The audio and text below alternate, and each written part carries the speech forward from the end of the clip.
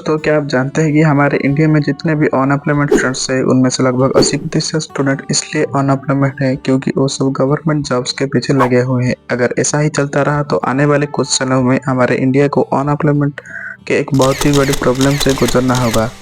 नमस्कार दोस्तों, मैं हूं शुभम स्वागत करता हूं आप सभी को हमारे यूट्यूब चैनल एग्रीकल्चर इन्फ्लुएंसर के इस पहले वीडियो में। दोस्तों, हमारा लक्ष्य ये है कि हमारे इंडिया में जितने भी अनएम्प्लॉयमेंट स्टूडेंट्स हैं उनको सेल्फ एम्प्लॉयमेंट के रास्ते जैसे एग्रीकल्चर और बिजनेस के और ले जाना और उनके बारे में ज़्यादा से ज़्यादा जानकारियाँ पहुँचाना, ताकि हमारे इंडिया से हम अनएम्प्लॉयमेंट को पूरी तरह से ख़त्म कर पाएँ। दोस्तों, अगर सेल्फ एम्प्लॉयमेंट की बात हो रही है तो एग्रीकल्चर एक बहुत ही बड़ी सेल्फ एम्प्लॉयमेंट का रास्ता है। आज हम उन्हीं एग्रीकल्चर के एक प्रॉफिटेबल क्रॉप के बारे में बात करने वाले हैं, जो कि है कैप्सिकम फार्मिंग। तो कैप्सिकम एक बहुत ही ज़्यादा अच्छा प्रोडक्शन देने वाला और एक अच्छा प्रॉफिट निकालने वाला वेजिटेबल माना जाता है एग्रीकल्चर या वेजिटेबल फार्मिंग में।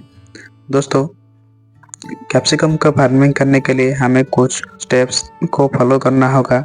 अगर हम इसके सारे स्टेप्स को अच्छी तरह से फॉलो करेंगे और इसके लिए एक छोटा सा इन्वेस्टमेंट का रिस्क उठाएंगे, हम इससे एक अच्छा रिटर्न निकाल सकते हैं, जो कि एक एवरेज गवर्नमेंट जॉब्स की सैलरी से भी ज़्यादा हो सकता है।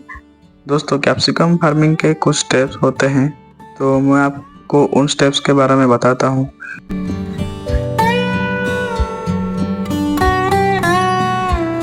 तो हमारा पहला स्टेज है कि कैप्सिकम के लिए एक अच्छा सा सीजन चूज करना।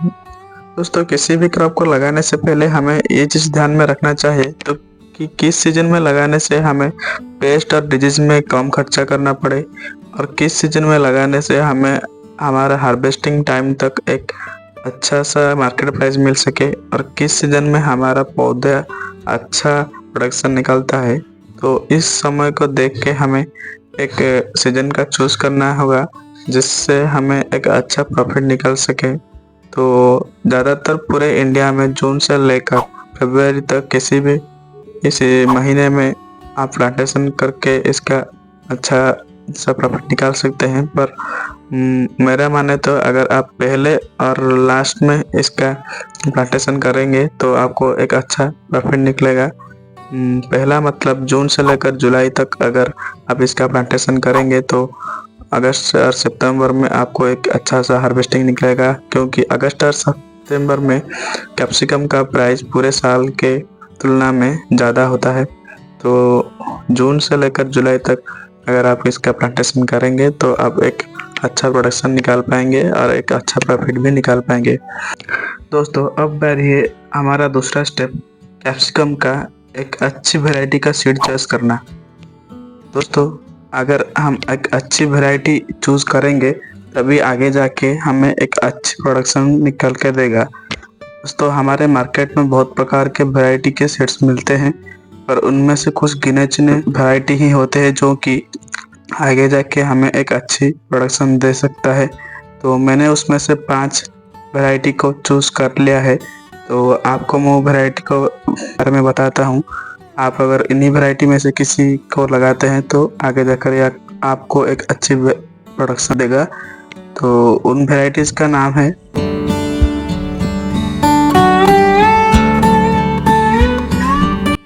तो दोस्तों, मैंने अभी जो आपको 5 वैरायटी बताए हैं, आप इन्हीं में से किसी एक वैरायटी को चूज कर सकते हैं, या फिर अगर आपके आसपास के किसान कैप्सिकम की खेती करते हैं तो उनसे पूछ के आपको ये चीज़ देख लेनी चाहिए कि कौन सी वैरायटी आपके एरिया के अंडर अच्छी चलती है और आपके मार्केट के हिसाब से अच्छी प्राइस मिलते हैं। तो आप उनसे पूछ के भी आपके वैरायटी को आप लगा सकते हैं। और यहाँ पर हम जो वैरायटी लगाने वाले हैं वो है हंटिंगटन वैरायटी। चूज करने के बाद अब हमारा तीसरा स्टेप है कैप्सिकम का नर्सरी बनाना। दोस्तों, कैप्सिकम का नर्सरी हम प्रो ट्रे में बनाने वाले हैं, क्योंकि कैप्सिकम का नर्सरी अगर हम ज़मीन पर बनाएंगे तो कैप्सिकम का नर्सरी तो अच्छे से ग्रो करेगा, और जब उसको निकालने का वक्त आता है तो निकालते वक्त उसका रूट को बहुत ही ज़्यादा डैमेज होता है, जिसके कारण प्लांटेशन के बाद ये अच्छे से ग्रो कर नहीं पाता। ज़्यादातर प्लांट्स में हमारा फंगस लग जाता है और कुछ प्लांट्स तो पूरी तरह से मर भी जाते हैं। तो इसीलिए हम प्रो ट्रे में इसका नर्सरी बनाते हैं। तो प्रो ट्रे में नर्सरी बनाने के लिए हमें वर्मी कंपोस्ट और कोकोपीट जैसे चीज़ों का भी ज़रूरत होगा। तो चलिए मैं आपको बना के दिखाता हूँ कि हम किस तरह से इसका नर्सरी बनाते हैं। तो दोस्तों कैप्सिकम का नर्सरी बनाने के लिए यहाँ पर हम प्रो ट्रे का यूज़ कर रहे हैं। तो ये एक प्लास्टिक होता है दोस्तों, जिसमें छोटा छोटा कप्स जैसा इस तरह से होल होता है और इसके पीछे छोटे छोटे होल्स होता है वाटर ड्रेनेज के लिए। तो ये बहुत प्रकार के साइज़ के आते हैं। मैंने यहाँ पर 114 वाला जो कप्स है उसको लिया है। उसके बाद दोस्तों यहाँ पर हम यूज़ करेंगे कोकोपीट का।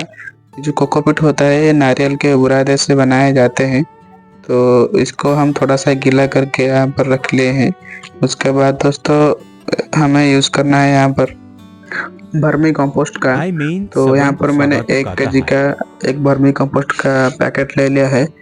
आप इसको डाल सकते हैं, अगर बिना डाले भी इसको आप नर्सरी बना सकते हैं। उसके बाद यहाँ पर मैंने लिया है लकड़ी के बुरादे की। दोस्तों ये आपके पास जो लकड़ी के सामान बनवाते हैं वहाँ पर आपको इजीली मिल जाएगा। उसके बाद दोस्तों हमें इन तीनों चीज़ों को मिला लेना है। हमने यहाँ पर जो लकड़ी का बुरादे लिए है ये हमने 40% लिया है, और जो हमारा कोकोपीट है इसको हमने 50% लिया है, और हमारा जो वर्मी कंपोस्ट है उसको हमने 10% लिया है। अब हम इन तीनों चीज़ों को अच्छे से मिला लेते हैं, और अच्छे से मिला लेने के बाद दोस्तों इसको हम प्रो ट्रे में भर लेना है। प्रो ट्रे में भरने के बाद दोस्तों इसमें छोटा छोटा होल करके हर एक कप में एक एक सीड को डाल लेना है, और ऊपर से थोड़ा थोड़ा कोकोपीट और दे देना है।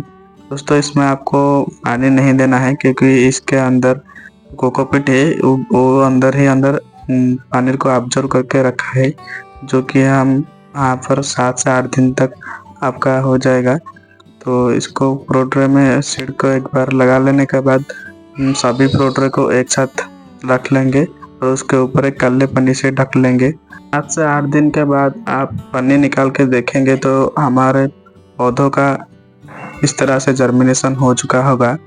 लगभग सभी सीड्स हमारे जर्मिनेशन हो चुके हैं।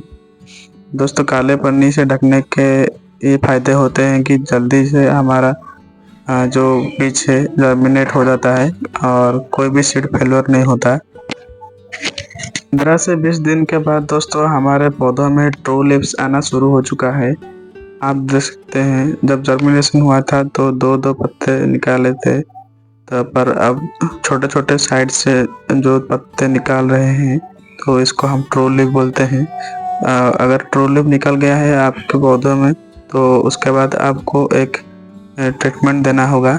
यहाँ पर हम जिब्रस का एक ह्यूमिक एसिड ले रहे हैं, जिसको हम 15 ml प्रति 15 लीटर के हिसाब से डाल रहे हैं, और उसके बाद NPK 19 वाले NPK को ले लिया है और उसको भी 15 ग्राम प्रति 15 लीटर के हिसाब से डाल लिया है। और अच्छे से घोल के हमें इन दोनों चीज़ों को हमारे जो पौधे हैं नर्सरी के तो उसके अंदर आपको डाल लेना है। दोस्तों इसको डाल लेने के बाद आपको इसी तरह से और 1-2 बार दोहराना है, और बीच बीच में इसमें आप फंगीसाइड का स्प्रे भी दे सकते हैं। 45 से 50 दिन के बाद हमारा पूरा नर्सरी का पौधा इस तरह से बन के रेडी हो चुका है। दोस्तों हमारा पौधा प्लांटेशन के लिए पूरी तरह से रेडी हो चुका है। अब हम इसको प्लांटेशन कर सकते हैं। तो दोस्तों हमारे कैप्सिकम के पौधे लगाने के लिए पूरी तरह से तैयार हो चुके हैं। अब बारी है हमारा 4th स्टेप, सॉइल ट्रीटमेंट और बेसल डोज। दोस्तों हमें कैप्सिकम के पौधे जिस खेत में लगाना है पहले हम उस खेत को देख लेना चाहिए कि इससे पहले इस खेत में बैंगन का पौधा ना लगाया गया है या फिर बैंगन का खेती ना किया गया हो। अगर बैंगन का खेती इससे पहले किया गया है उस खेत में तो उस खेत में आप शिमला मिर्च का खेती नहीं कर सकते हैं, क्योंकि वहाँ पर बैक्टीरिया विल्ट का होने का काफ़ी ज़्यादा संभावना होता है। तो इसीलिए आप इस तरह का खेत चयन करना चाहिए जिस खेत में पहले से बैंगन की खेती ना किया गया हो। दोस्तों अब बारी है कल्टीवेट करने की प्रोसेस में। तो हमें पहले ज़मीन को 2 बार कल्टीवेटर चला लेना चाहिए।